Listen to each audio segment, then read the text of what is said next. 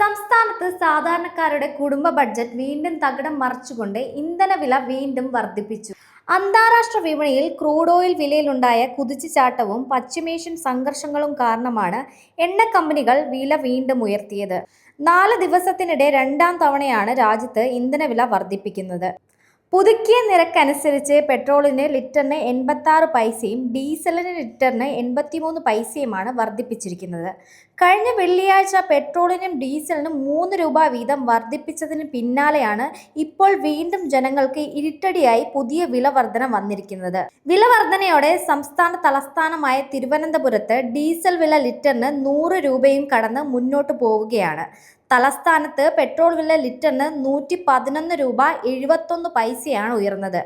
കേരളത്തിന്റെ വാണിജ്യ നഗരമായ കൊച്ചിയിലും സമാനമായ വർധനയാണ് രേഖപ്പെടുത്തിയിരിക്കുന്നത്.